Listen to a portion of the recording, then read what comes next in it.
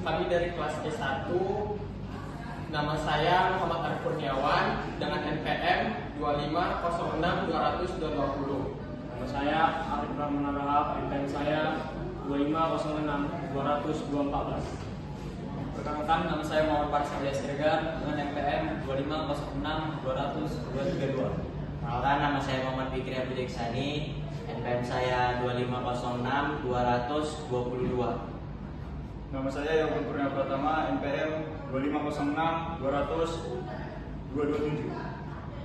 Kami akan menampilkan video diskusi kami dengan judul hubungan antara manusia, masyarakat, dan kultural dengan dosen pengampu yaitu Bapak Dr. Tengku Erwin Sabana, SHMU, dengan makul pengantar ilmu hukum.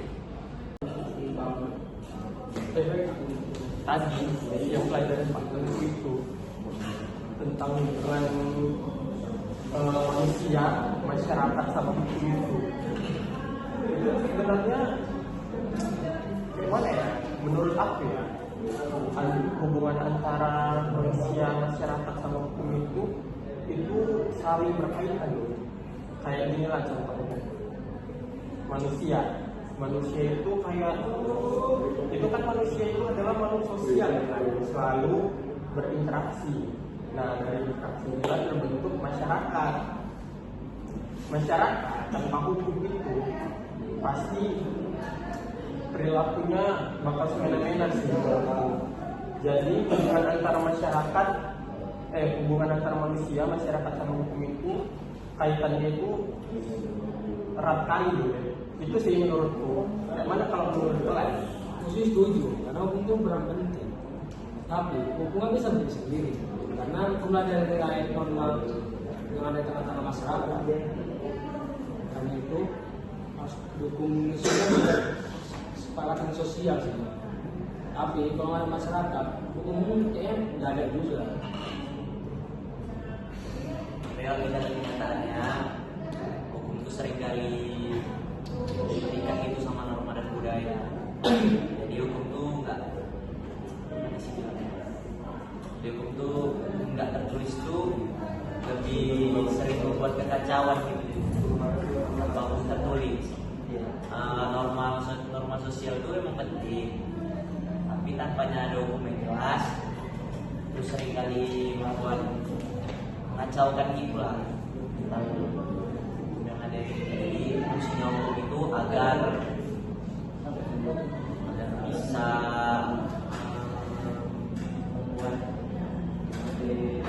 mengatur lah ya, mengatur kehidupan sosial kita ya, kayak larangan-larangan itu biar ada sehingga menilai ya harus dipatuhi. Jadi itulah yang membuat hukum itu terikat. Aku sih berbeda pendapat ya. Kalau menurut aku, masyarakat itu adalah dasar hukum itu sendiri. Mau sebaik apapun undang-undang yang diterbitkan oleh pemerintah, peraturan, bahwasanya kalau tingkat kesadaran masyarakatnya itu rendah, tidak memungkinkan bahwa akan ada penyalahgunaan kekuasaan pada undang-undang itu sendiri. Dan baik lagi, masyarakat itu sangat berperan penting dalam hukum efektif. Bukan semata-mata hukum itu menjadi sanksi agar masyarakat takut, tetapi jadi alat patuh dalam ketertiban dalam kita lingkungan masyarakat. Itu menurut sih. Jadi menurut aku pendapatnya itu benar semuanya benar.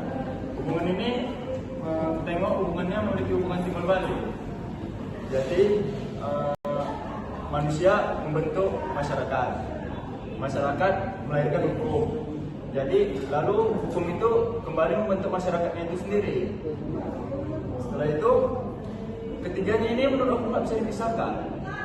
Contohnya hukumnya nggak adil, masyarakatnya nggak taat.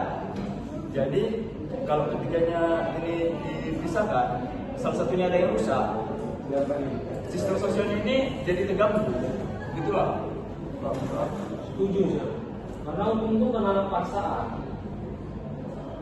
Tapi itu cerminan sosial. Contohnya di Indonesia, hukum itu melindungi sosial itu kayak gotong royong, kayak kemanusiaan itulah. Kalau aku sih sepakat juga. karena hukum itu berisiko terhadap perubahan sosial kan. Jadi karena masyarakat dinamis, maka hukum juga harus bisa menyesuaikan lah agar hukum itu tetap bisa relevan terhadap perubahan zaman. Menurut bagaimana? Oh, berarti kalau menurutku ya, aku tarik kesimpulan dari semua yang sudah kita bicarakan tadi, berarti hukum itu adalah 3 unsur yang saling berkaitan gitu. Jadi tanpa hukum, masyarakat itu akan semena-mena gitu kan.